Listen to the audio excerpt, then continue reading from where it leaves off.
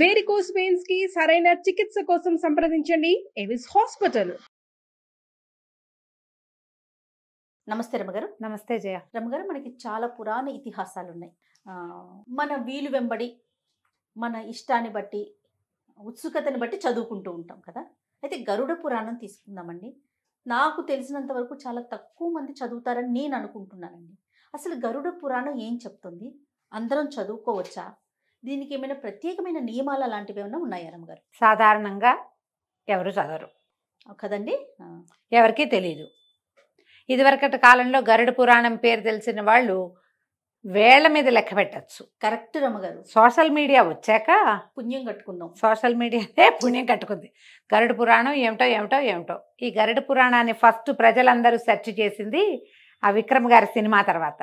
అదేమిటో ఆగంతకుడో కాదు, ఏమిటో దాని పేరు, అనియన్ సినిమా, అదే అపరిచితుడు సినిమా తర్వాత గరుడ పురాణం అనేది ఒక ప్రత్యేకమైనది ఒకటి ఉందని సామాన్య ప్రజలకి తెలిసింది. అంతకుముందు తెలిసిన సమాజం ఉన్నా అది చాలా చిన్నది, అందరికీ తెలియదని నేను అనలేను.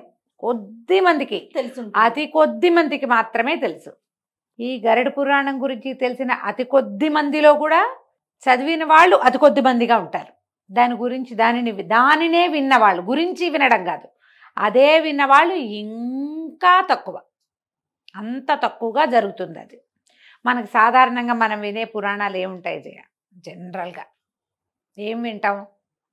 ఏదో ఈ కార్తీక పురాణం అందరూ వింటారు, మాఘ పురాణం కొంతమంది వింటాం, స్కాంద పురాణము, పద్మ పురాణంలో ఉన్న రకరకాల గాథలు వింటూ ఉంటాం. ఇప్పుడు మనకి ప్రవచనాలు పెరిగి ఏమంటారు, సోషల్ మీడియా పెరగటం వల్ల మనం అష్టాదశ పురాణాలు ఏదో ఒక సందర్భంలో వినగలిగే అవకాశం మనకి లభిస్తోంది ఇవాళ రేపు. ఒక్కొక్కసారి ఏమవుతుంది, 2-3 వేరు పురాణాలు విన్నామనుకో, అందులో కథలు ఇందులో కథలు అందులో డిఫర్ అయినట్టుగా కనిపిస్తుంది. అందులో శివుడు ఎక్కువగా, ఇందులో విష్ణువు ఎక్కువగా, ఇందులో ఇంకొకరెవడో ఎక్కువగా, అట్లా కూడా కనపడుతుంది.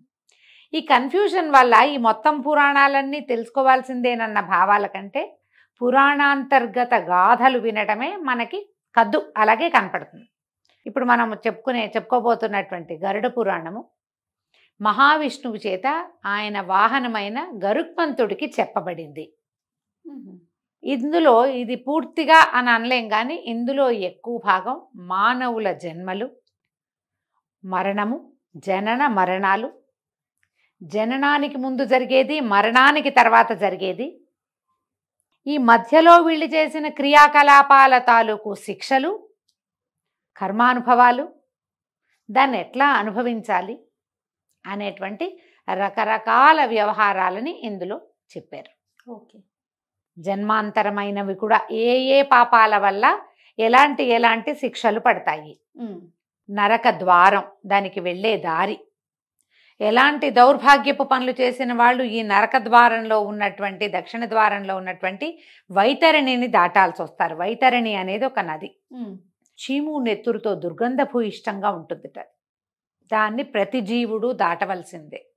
పాపకర్ముడైన వాడు దీన్ని దాటాలి, ఎలాంటి పాపాలు చేసిన వాడు దీన్ని దాటుతాడు.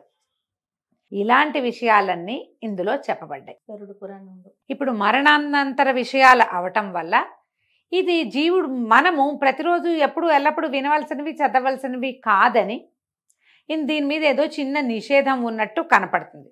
ఓకే. ఎవరికి నువ్వు చచ్చిపోయాక అది ఏదో అవుతావు అంటే వినడానికి ఇష్టం ఉంటుందమ్మా? ఉండదు కదా. ఉండదు. అసలు సాధారణంగా మనం ఎట్లా ఉంటాం, మనుషులు మన ఇంట్లో అద్దెకున్నారు, ఎవరో చనిపోయారు, వెంటనే బయటికి పెట్టేయాలనుకుంటాం. మరణాన్ని అంత అపవిత్రంగా భావిస్తాం. ఆ బాడీ మన ఇంట్లో ఉంటే అదేదో మన మీదకే వచ్చేస్తుంది అనుకుంటాం, కీడనుకుంటాం. ప్రజలకి ఇలాంటి భావాలు ఉంటాయి చూడు. అవును. ఊళ్ళల్లో, పల్లెటూళ్ళల్లో బాడీని వెళ్తుంటే గోడకి పసుపు పేడ రాస్తారు, గోడలకి, వాకిలి గోడలకి. ఆ కీడు మన ఇంట్లోకి రాకుండా. మరణం అంటే భయం ఉంటుంది మనకి. అలాంటిది మరి మరణం తర్వాత జరిగేవి పైగా నువ్వు ఇది చేసావు కాబట్టి నీకు అది వస్తుంది, ఇలాంటివి వినడానికి ఎవరికి ఇష్టం ఉండదండి. సహజంగానే వినకూడదని ఇలా ఇలాంటి భావాలు కూడా ఉన్నాయి. ఇప్పుడు మన జీవితం, మన నిత్యకర్మలతో పాటు ఏదో ఒక మంచి మాట కాసేపు వినగలిగే పరిస్థితే ఉంది, కానీ పురాణాలన్నీ వినేందుకు ఖాళీ ఏది లేదు. కాబట్టి ఈ ఆటే అవసరం లేని ఈ వ్యవహారాన్ని, బాగా భయపెట్టే అవకాశం ఉన్న ఈ వ్యవహారాన్ని కొంచెం తక్కువ వినేందుకే అవకాశం ఉన్నది. అట్లాగే జరిగింది. గరుడ పురాణంలో 18,000 శ్లోకాలు ఉన్నాయట. ఇందులో నేను చెప్పిందే చాలా ప్రధానమైన అంశం. ఇందులో మంచి చెడు పాపం పుణ్యం ధర్మం ఏది అని నిర్వర్తించాలి, మానవుడైన వాడు ఎట్లా ప్రవర్తించాలి, ప్రవర్తనా నియమావళంతా ఉంది. ఉన్నా కూడా ప్రముఖంగా తెలిసిందేమిటి, మరణానంతర భయం. అంతే, అవి ఎక్కువ ఉన్నాయి. అందుకని తక్కువ చదువుతారు. దీన్ని సాధారణంగా ఎవరు ఎప్పుడు చదువుతారని చెప్పుకోవాలంటే, ఎవరింట్లో అయినా మరణం సంభవించినప్పుడు 4వ రోజున మొదలుపెట్టి 12వ రోజు దాకా రోజు ఈ గరుడ పురాణ శ్రవణం చేస్తారు, చెయ్యొచ్చు. సాయంకాలం వేళ స్త్రీ పురుషులు ఎవరైనా పెద్దవాళ్ళు చిన్నవాళ్ళు అందరూ కూడా ఆ మరణం సంభవించిన ఇంట్లో, అది క్లాజు. వాళ్ళెవరింటోనో మరణం సంభవిస్తే మరింటో కూర్చుని వినడం కాదు, అది సంభవించిన ఇంట్లో. ఆ ఇంట్లోనే ఎవరైనా పురాణకర్తతోటో ప్రవచనకర్తతో మనలాగా కొంచెం చదవగలిగే వాళ్ళతోటో ఆ ఇంట్లోనే ఒకరు పెద్దవారు చెప్తుంటే మిగిలిన వాళ్ళు వినే రకంగానో 4వ రోజున మొదలుపెట్టి 12వ రోజు దాకా వినిపించే పద్ధతి జరిగేదట. ఇదివరకు ఎప్పుడో మధ్యలో ఎప్పుడో పోయి ఉంటుంది అది. ఇది అన్ని జాతుల వాళ్ళు విన్నారా వింటారా అంటే అలా కనపడదు, అట్లా కనిపించదు. కాకపోతే ఇప్పుడు ఒకరింట్లో మరణం సంభవించినప్పుడు వారింట్లో చుట్టుపక్కలతో పాటు సేవకులు దాసులు అందరూ ఉంటారుగా, అందరూ వింటారు. ఆ మరణ భయాన్ని స్వయంగా పక్క నుండి అనుభవించిన వాళ్ళు ఉంటారు, మరణ దుఃఖాన్ని, వాళ్ళంతా వినొచ్చు. క్రమంగా ఆ దుఃఖం నుంచి బయటపడడానికి ఇది సహాయం చేస్తుంది. మనకు ఒక ప్రఖ్యాతమైన వాక్యం కూడా ఇంకోటి చెప్పబడుతుంది. గరుడ పురాణం ఇంట్లో వినకూడదు, ఇంట్లో చదవకూడదు, చెట్టు కిందే చదవాలి అంటారు. చెట్టు కిందే చెప్పాలి. అలాంటి కూడా ఒక నియమం. అది ఇళ్లలో చెప్పుకునేది కాదు, చెట్ల కింద చెప్పుకోవాలి. చెట్టు కింద కూర్చుని ఆ పుస్తకం చూసి చదువుకోవాలి. అంటే దీన్ని బట్టి ఎవరు పడితే వారు ఎక్కడ పడితే అక్కడ చదువుకునేది కాదు, దీనికంటూ ప్రత్యేకమైన నియమాలు ఉన్నాయి, అంతే కదా రమ్మ గారు? ఖచ్చితంగా. ఇప్పుడు ఈ ఎవరెవరు యమద్వారాలకి వెళ్తారు, ఎవరెవరికి ఎలాంటి శిక్షలు, ఏ తప్పు చేసిన వాళ్ళకి ఏ శిక్ష. ఇటీవల మనం కార్తీక పురాణంలో కూడా చెప్పబడినాయి శిక్షలు కొన్ని. ఒక అధ్యాయంలో, చివరి అధ్యాయాల్లో ఒక దాంట్లో కార్తీక పురాణంలో కూడా చెప్పారు ఇలాంటి శిక్షలు పడతాయి. ఈ తప్పులు చేయకుండా ఉండండి, ఈ పొరపాట్లు చేయకూడదు. చచ్చిపోయాక ఆ జీవుడికి తెలిసేదేం లేదు. అతని చుట్టూతా బతికున్న వాళ్ళంతా మిగిలిన వాళ్ళు అది తెలుసుకుని కొంచెం జీవితాన్ని మార్చుకునేందుకు అవకాశం ఉంటుంది. కాబట్టి అలాంటప్పుడు చెప్పబడేదట. ఇప్పుడు ఆ గరుడ పురాణాన్ని సెర్చ్ చేసి అదేదో చదివితే గానీ కుదరదన్న భ్రమలోకి వెళ్ళకండి, అక్కర్లేదంత. ఎక్కడైనా ఒక వాక్యం వినేందుకు అవకాశం వస్తే ఆ చెవిని వేసుకోండి. ఆ పుస్తకం తెచ్చుకుని ఇప్పుడు PDF డౌన్లోడ్ చేసి రోజు కాసేపు చదువుదాం, ఏమవుతుంది, ఏమిటి అవుతుందా, ఏమైనా ఎందుకు అవుతుంది, ఏమైపోదు. ఏది జరగాలని ముందుందో అదే జరుగుతుంది. నువ్వు ఈ పుస్తకం చదవటం వల్ల నీకు అదనంగా వనగూడే ప్రయోజనం అయితే పెద్దగా ఏం లేదు. మనం ఎన్ని విన్నా ఆ క్రియ చేసేటప్పుడు చేసేస్తాం, అంతే. అలాగే జరుగుతుంది కదా. ఇది పవిత్రమైనది, భగవంతుడు తన వాహనుడైనటువంటి ఈయనకి చెప్పిందే, గరుడుడిది. అది అపవిత్రమైంది, దాన్ని ఇంట్లో కూడా పెట్టుకోకూడదు, అవేం లేవమ్మా. అదొక పుస్తకంగా మీకు లభించింది అనుకోండి, ఉంచండి ఇంట్లో ఓ పక్కన. అది గరుడ పురాణం అని మీరు పూట దాన్ని తీసి చదవారు కదా. పుస్తకం ఉంటేనే కొంప మునిగిపోతుంది అనుకోకండి, ఏం కాదు. పుస్తకం ఉండటం వల్ల భగవద్గీత ఉన్నట్టే అది కూడా ఉంటుంది మన ఇంట్లో. అష్టాదశ పురాణాలు ఉంటే అందులో ఇదొకటి, ఇది కూడా ఉంటుంది.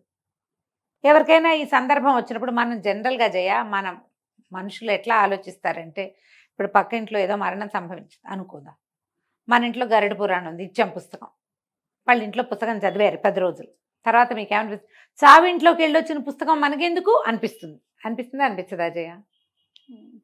ఆఖరికి వస్తువు ఇచ్చి వెనక్కి తీసుకోవటానికి కూడా మనం ఇష్టపడం. అంతగా ఆలోచిస్తామా రమ్మగారు? అంతగానే ఆలోచిస్తారు. అవును అని సమాధానం రాకపోతే చూడు, నువ్వు మరణం మన ఇంట్లో సంభవించదా? సంభవించినా సరే మన మరణం అనివార్యము, తథ్యము, దాంట్లో డౌట్ ఏమీ లేదు. అయినా కూడా అంతగా ఆలోచిస్తారు, అంతగా ఆలోచిస్తారు. నేను అంత ఎక్స్పీరియన్స్ చేయలేదు, నీకు తెలియదు పాపం.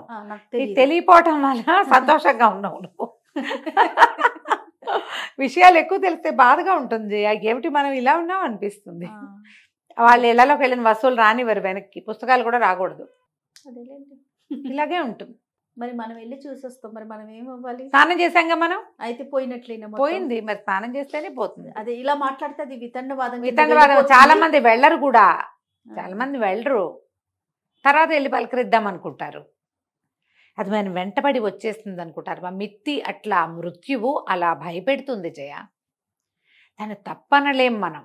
అదే లేనమ్మగారు, ఇప్పుడు ఆ విపరీతపు ధోరణి సమర్థించను లేము, ఆ, తప్పని అనలేము. చెప్పలేము. అది అది నేను అనేది కరెక్ట్. అలా కాదు అని అనలేం మనం. వాళ్ళ ఎవరి ఇది వాళ్ళది ఉమ్. అంతే, ఇక వదిలేయటమే. లోకం ఇలా ఉంటుందని అనుకోవాలి అంతే. అందులో మనం ఉన్నాం కాబట్టి. అందులో మనం కూడా ఉన్నాము. ఏ ఏ సందర్భాల్లో మన ఇంట్లో ఎవరికైనా అనారోగ్యంగా ఉందనుకో, అది కూడా ఒక పాయింట్. అప్పుడు అది తెచ్చాం, వీళ్ళకి ఎందుకే ఇలా అయింది, అలాంటివి వస్తాయి. అది తెచ్చారు, వీళ్ళు ప్రాబ్లం వచ్చింది, మృత్యువు మన వెంట పడింది అనుకుంటాం. వెంట ఎలాగో పడుతుంది, అది వెంట పడుతుంది అంతే. ఇక అది అయినా సరే మనం దారిపోయేదాన్ని మనం ఎందుకు తెచ్చుకోవాలి అదే అనిపిస్తుంది. అదే అదే. కాబట్టి ఎవరి ఆలోచన విధానం వాళ్ళది, ఒకళ్ళని సరిచేయటానికి ఏం చూడక్కర్లేదు. అంతే ఎవరి అనుభవం కూడా వాళ్ళది కదా. అయింది. ఇంతే మన గరుడ పురాణంలో ఉన్న వ్యవహారం అయితే నేను చెప్పిందే ఉంది. ఇది చెడని మంచని చెప్పడానికి వీలేదు. సాక్షాత్తు వేదవ్యాసుల వారే, ఈ ముందు పురాణాలు రాసిన మహానుభావులే ఇది కూడా రచించారు. ఇది కూడా మన జీవితానికి అవసరమైన విషయమే. అంతే. రోజువారీ చదువుకునే వ్యవహారం అయితే ఇందులో లేదు. రైట్ రామ్ గారు, నమస్తే. నమస్తే జయ.